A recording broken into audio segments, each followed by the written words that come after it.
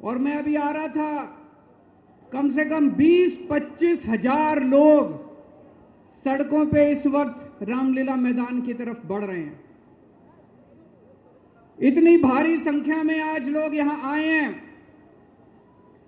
अपनी बात शुरू करने के पहले आपसे पूछना चाहता हूं,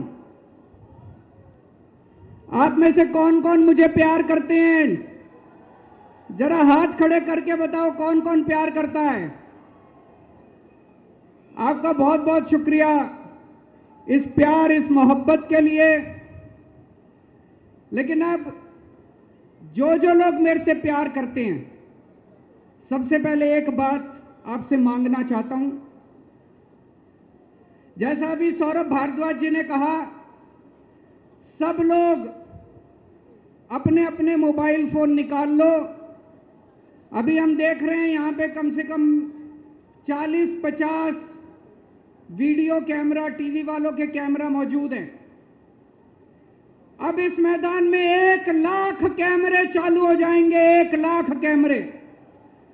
सब लोग अपना अपना फोन निकालो, फोन पे वीडियो रिकॉर्डिंग चालू करो, अपनी अपनी फेसबुक चालू करो और फेसबुक लाइव कर दो। इस रामलीला मैदान से अब एक साथ 1 लाख टीवी कैमरे लाइव चालू होंगे। 1 लाख टीवी कैमरे लाइव चालू होंगे।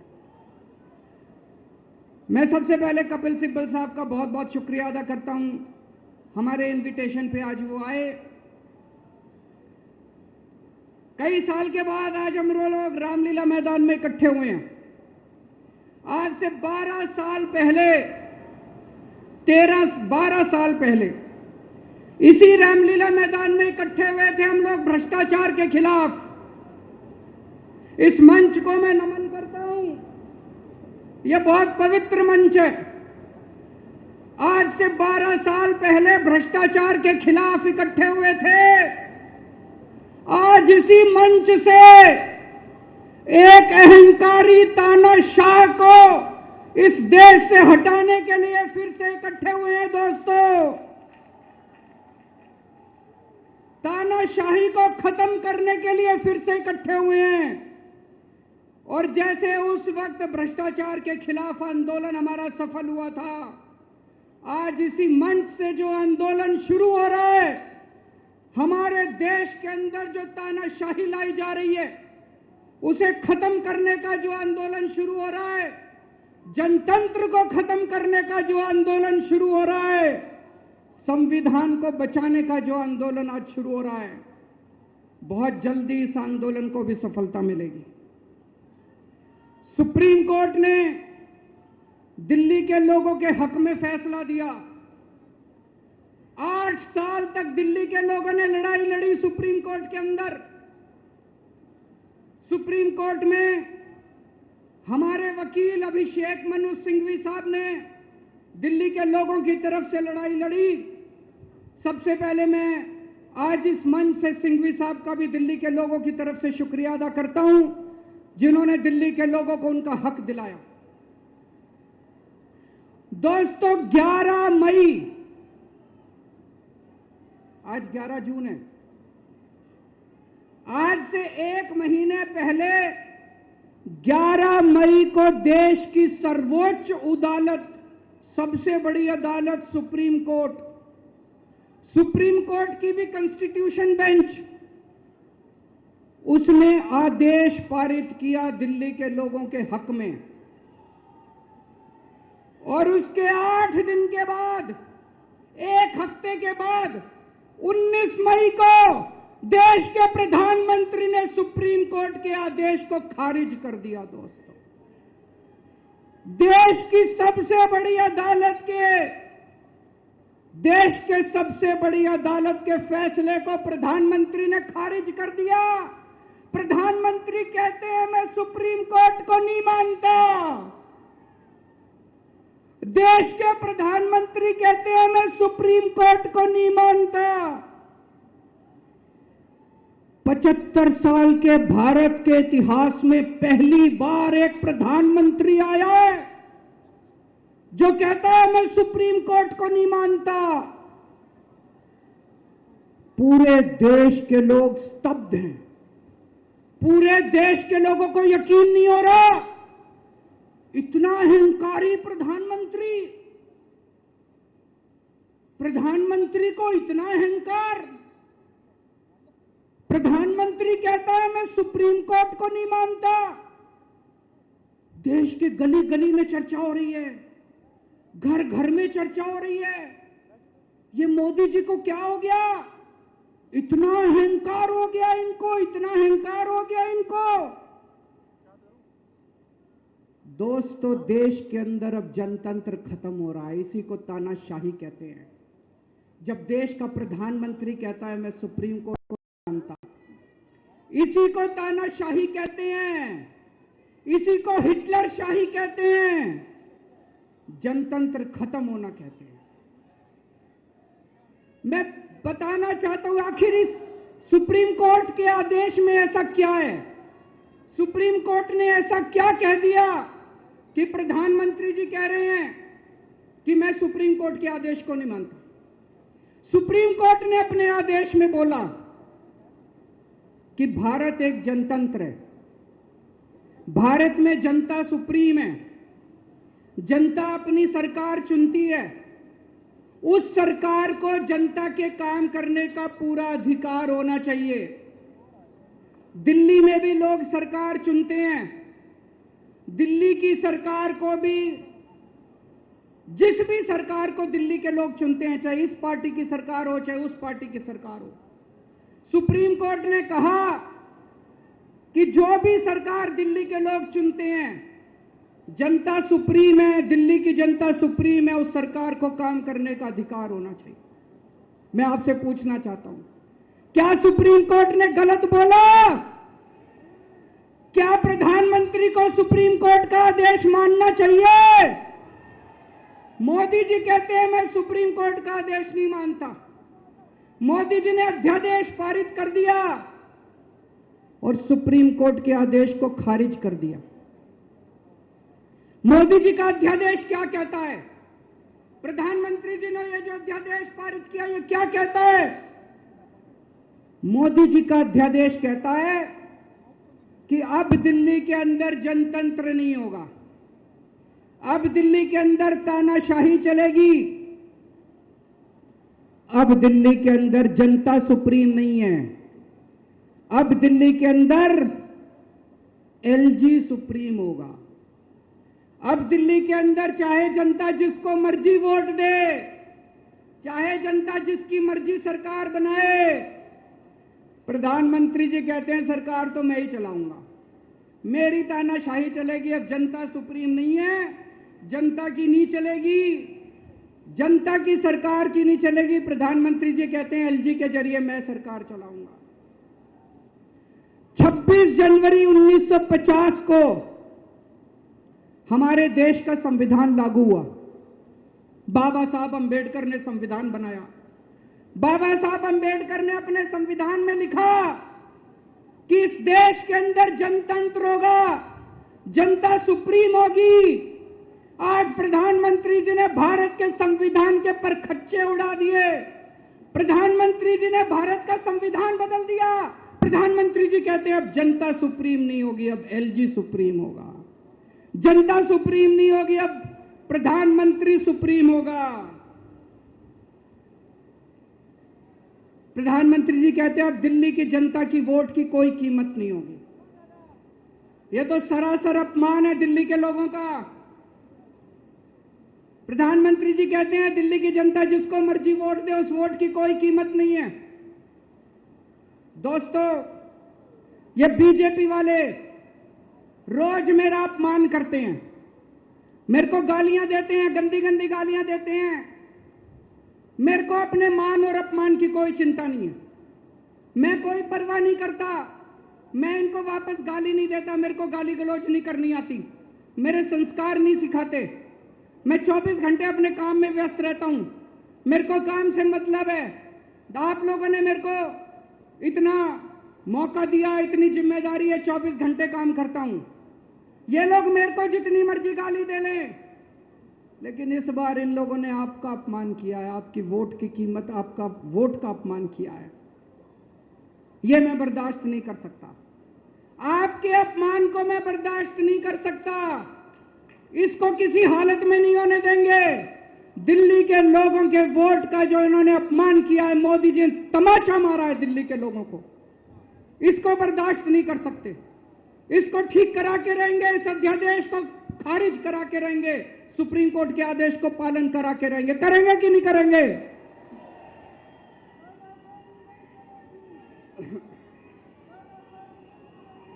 मैं पूरे देश में घूम रहा हूं, हर राज्य के अंदर गया मैं। पिछले दिनों पूरे देश के अंदर घूम रहा हूं, सारी पार्टियों के नेताओं से मिला। मैं आपको, दिल्ली के लोगों को बताना चाहता हूं, देश के सारे लोग आपके साथ हैं। आप ये मत समझना आप अकेले हो। 140 करोड़ लोग आपके साथ हैं। वेस्ट बंगाल के लोग आपके साथ हैं, तमिलनाडु के लोग आपके साथ हैं, केरला के लोग आपके साथ हैं, महाराष्ट्र के लोग आपके साथ हैं, बिहार के लोग आपके साथ हैं, उत्तर प्रदेश के लोग आपके साथ हैं, मध्य प्रदेश के लोग आपके साथ हैं। 140 करोड़ लोग मिलके इस अध्यादेश का विरोध करेंगे, जनतंत्र को बचाएंगे दोस्तों। और मैं पूरे देश के लोगों को बोलना चाहता हूं, ये मत सोचना कि यह केवल दिल्ली वालों के साथ हुआ है। मुझे अंदर से पता चला ये मोदी जी का पहला वार है। ऐसा ही अध्यादेश, जो अध्यादेश आज दिल्ली में पारित किया गया, जिस अध्यादेश के जरिए दिल्ली वालों की ताकत खत्म कर दी गई, इस अध्यादेश के जरिए, जिस अध्यादेश के जरिए दिल्ली के अंदर आज तानाशाही लागू की जा रही है, कल यही अध्यादेश राजस्थान के लिए लाया जाएगा, कल यही अध्यादेश पंजाब के लिए लाया जाएगा, कल यही अध्यादेश मध्य प्रदेश के लिए लाया जाएगा, कल यही अध्यादेश महाराष्ट्र के लिए लाया जाएगा। इसे अभी रोकना पड़ेगा, सबको मिलकर अभी रोकना पड़ेगा दोस्तों।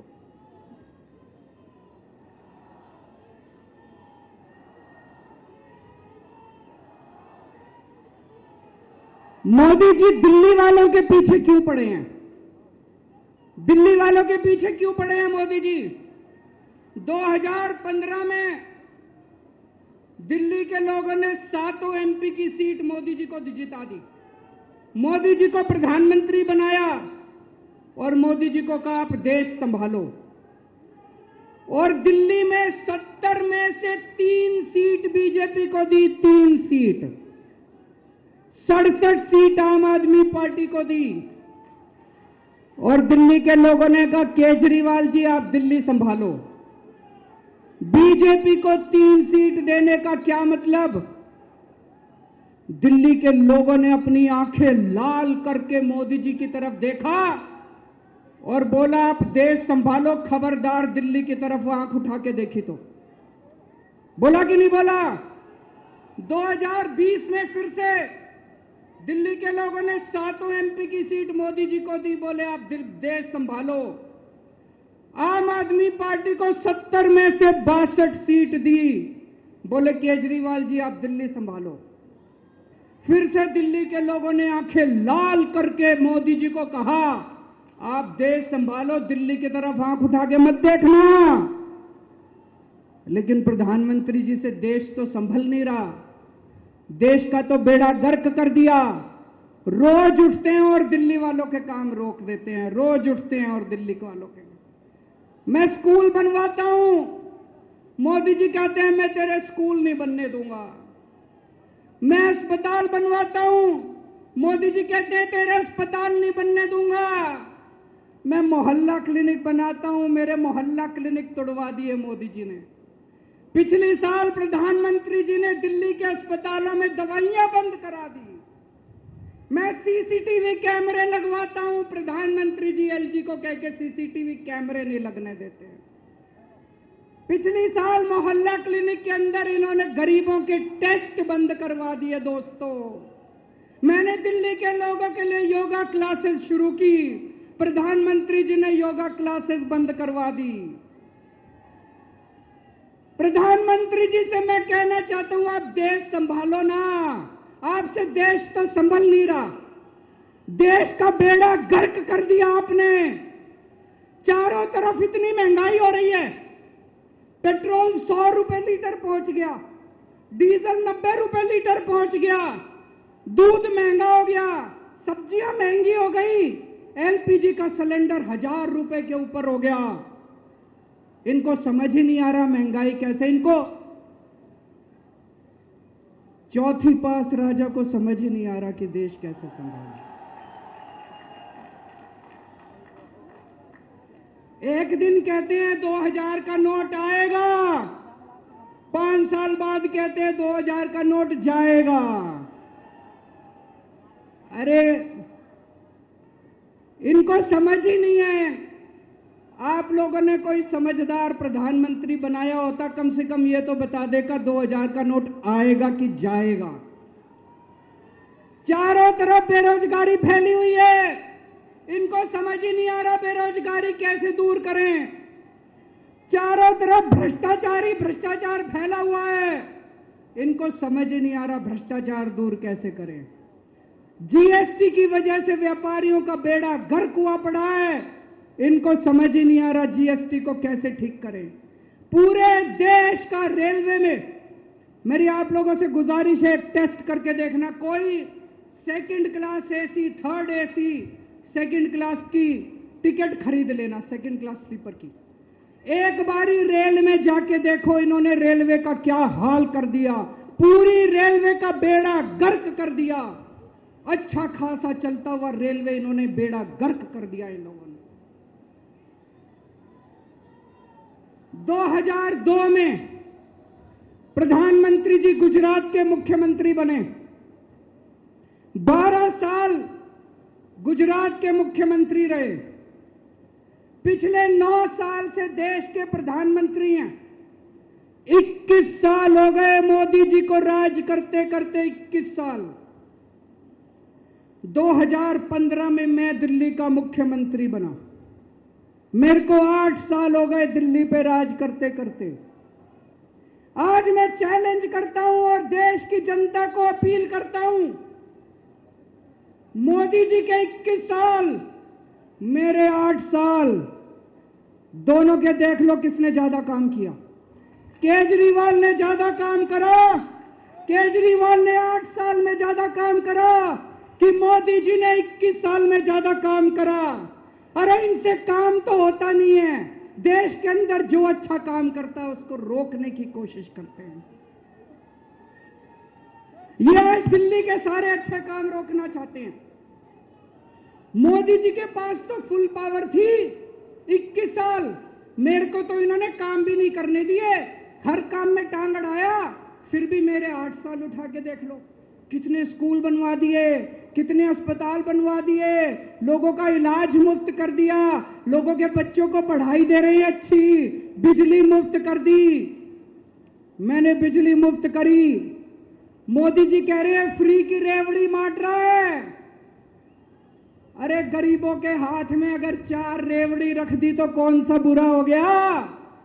मोदी जी आपने तो रेवड़ी नहीं, पूरा का पूरा रेवड़ा उठा के अपने दोस्त को दे दिया, पूरा का पूरा देश उठा के अपने दोस्त को दे दिया, पूरा की पूरी केंद्र सरकार उठा के अपने दोस्त को फ्री में दे दी। मैंने तो 4 रेवड़ी रखी थी एक एक हाथ में, गरीबों के हाथ में, आपने तो रेवड़ा ही उठा के दे दिया सारा का सारा।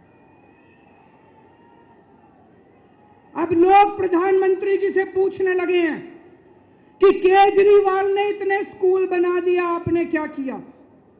उनके पास कोई जवाब नहीं है। अभी पिछले साल में गुजरात का चुनाव लड़ने गया,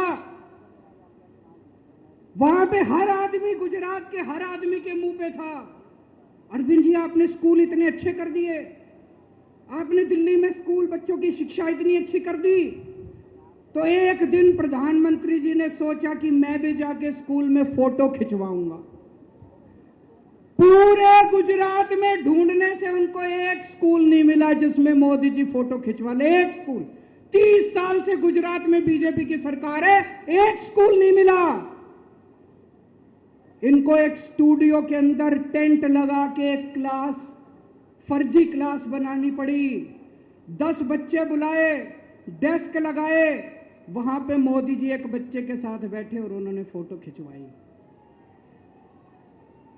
अब लोग प्रधानमंत्री जी से पूछने लगे कि केजरीवाल ने इतना काम कर दिया, आपका काम कहां है?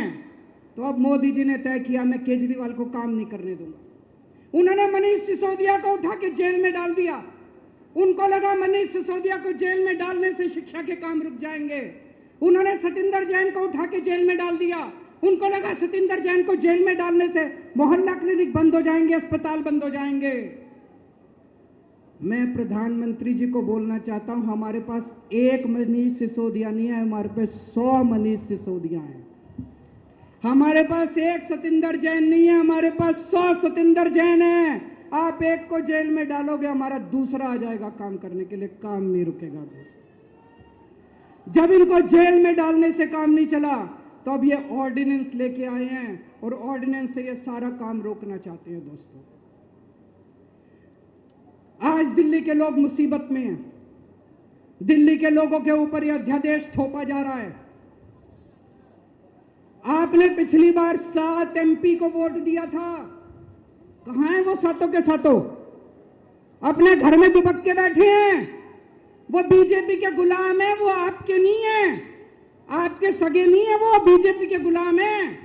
आपको कल को मुसीबत आती है तो केवल आपका बेटा, आपका भाई केजरीवाल आपके साथ खड़ा है, वो कभी खड़े नहीं होंगे दोस्तों।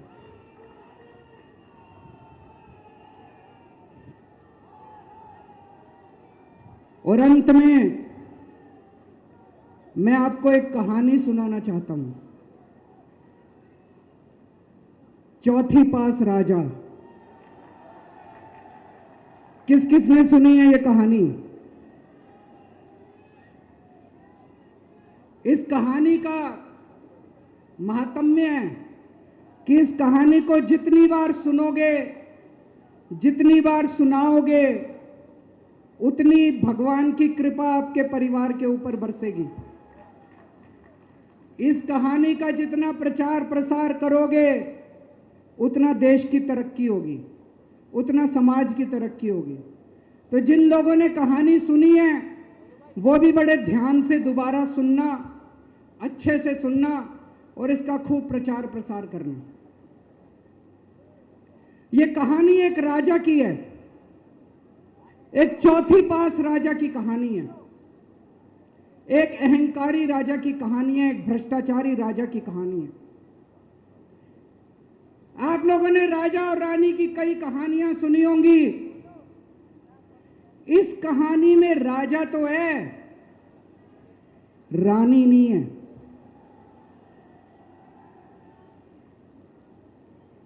तो एक महान देश था, कई हजार साल पुराना देश।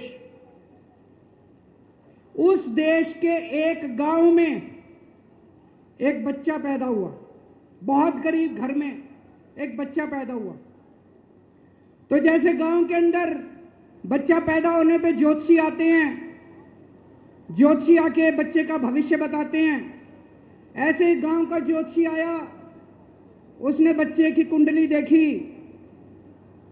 और बच्चे की मां को बोला कि माई, तेरा बेटा बड़ा होके बहुत बड़ा सम्राट बनेगा। माई को समझ नहीं आया, मैं इतनी गरीब, मेरा परिवार इतना गरीब, मेरा बेटा सम्राट कैसे बनेगा। खैर, बच्चा धीरे धीरे बड़ा होने लगा। गांव के सरकारी स्कूल में उसका एडमिशन करा दिया। उसका पढ़ने लिखने में मन नहीं लगता था। पढ़ते पढ़ते, क्लास करते करते चौथी में आके उसने नाम कटवा लिया। उसका पढ़ाई लिखाई में मन नहीं लगता था। बगल में, गांव के बगल में एक रेलवे स्टेशन था। घर में बहुत गरीबी थी। वो बच्चा वहां स्टेशन पे जाके चाय बेचने लगा।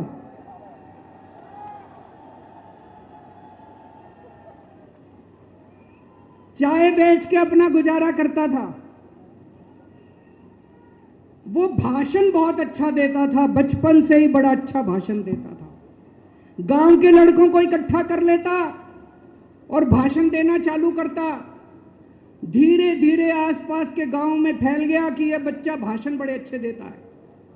आसपास के लड़के भी इकट्ठे हो गए और जो मर्जी टॉपिक हो भाषण देना चालू कर देता था। और रुकता ही नहीं था, घंटों घंटों तक भाषण देता रहता था। बच्चा बड़ा हुआ, ज्योतिषी ने कहा था बड़ा होके बच्चा उस महान देश का सम्राट बन गया। लेकिन राजा तो अनपढ़ था, उसे तो कुछ आता नहीं था। अफसर आते, उस अनपढ़ राजा से जहां मर्जी साइन करा लेते, जहां मर्जी जो मर्जी साइन करा लेते। वो राजा अनपढ़ था, उसे लगता था मैं अगर अफसरों से पूछूंगा तो मेरी कमजोरी सबके सामने प्रकट हो जाएगी, अफसरों को लगेगा मेरे को कुछ आता नहीं है। अफसर जो मर्जी लेके आते थे वहां साइन कर देता था। वो धीरे धीरे पूरे देश के अंदर फैल गया कि राजा अनपढ़ है, राजा अनपढ़ है। राजा को बड़ा बुरा लगने लगा, तो राजा ने कहीं से एक फर्जी डिग्री का जुगाड़ कर लिया, एक फर्जी डिग्री का जुगाड़ कर लिया, एमए की डिग्री का। और राजा बोला मैं एमए हूं, पर सच्चाई तो पूरे देश को पता थी, राजा तो अनपढ़ था। धीरे धीरे राजा अहंकारी भी होता गया, अहंकारी राजा और ऊपर से अनपढ़। जो मर्जी उस राजा के पास जाता और राजा से कुछ भी पास करा के ले आता। एक बार कुछ लोग गए, राजा को बोले जी नोटबंदी कर दो, नोटबंदी करने से भ्रष्टाचार खत्म हो जाएगा, आतंकवाद खत्म हो जाएगा। राजा को कुछ समझ नहीं आया, राजा की खूब चमची मारी उन्होंने। राजा ने एक दिन शाम को टीवी पे आके 8 बजे नोटबंदी कर दी। पूरे देश का बेड़ा गर्क हो गया दोस्तों। लंबी लंबी बैंकों के सामने लाइनें लग गई, कई लोग मर गए, दुकानें बंद हो गई, रोजगार बंद हो गए, बड़ी बड़ी इंडस्ट्री बंद हो गई, पूरे देश का बेड़ा गर्क हो गया। फिर एक दिन कोई आके बोला जी 2000 का नोट ले आओ। राजा 2000 का नोट ले आया। 4 साल बाद कुछ लोग आके बोले जी 2000 का नोट बंद कर दो। राजा ने 2000 का नोट बंद कर दिया। राजा को अकल तो थी नहीं, बेवकूफ था, अनपढ़ था। कभी 2000 का नोट चालू करता था, कभी 2000 का नोट बंद करता था। एक बार कुछ लोग आके बोले जी ये किसानों के कानून बना दो, इस कानून से किसानों का भला होगा। राजा ने कानून बना दिए, पूरे देश के किसान सड़कों पे उतर आए। 750 किसान मर गए आंदोलन में, और 1 साल के बाद राजा को वो तीनों कानून वापस लेने पड़े। एक बार उस देश के अंदर बहुत बड़ी महामारी फैल गई, चारों तरफ महामारी फैल गई, लोग मरने लगे। किसने आके बोला जी थाली बजवाओ तो देश ठीक हो जाएगा। तो राजा ने पूरे देश में थाली और चम्मच बजवा दिए। महामारी तो नहीं बची, महामारी तो फैली रही। किसी ने आके कहा जी डॉक्टरों की जरूरत पड़ेगी, दवाइयों की जरूरत पड़ेगी, इंजेक्शन की जरूरत पड़ेगी, तब महामारी रुकेगी। राजा अपने दोस्तों का बड़ा ख्याल रखता था। उसके दोस्त थे। एक दोस्त ने 10,000 करोड़ रुपए चोरी कर लिए, राजा ने उसको देश से भगा दिया। दूसरे दोस्त ने 20,000 करोड़ चोरी कर लिए, राजा ने उसको भी देश से भगा दिया। पर एक दोस्त ऐसा था जिससे राजा की ज्यादा ही दोस्ती थी। कौन था? उसको उन्होंने सारे एयरपोर्ट बेच दिए, सारे जहाज बेच दिए, सारे सीपोर्ट बेच दिए, उन्होंने आसमान बेच दिया, जमीन बेच दी राजा ने, खदानें बेच दी। उस दोस्त पे राजा मेहरबान था। राजा का एक और दोस्त था। वो दोस्त इतना गंदा था कि उसने कुछ अंतर्राष्ट्रीय खिलाड़ी महिलाओं के साथ बदतमीजी करी, लेकिन राजा ने दोस्ती नहीं छोड़ी। मजाल जो उस दोस्त के ऊपर कोई आंच आ जाए, राजा उस दोस्त के साथ खड़ा रहा, लेकिन उसने खिलाड़ियों का सुना। राजा का एक और दोस्त था, उस दोस्त ने किसानों के ऊपर गाड़ी चढ़ा दी, रौंद दिया, कुचल दिया किसानों को।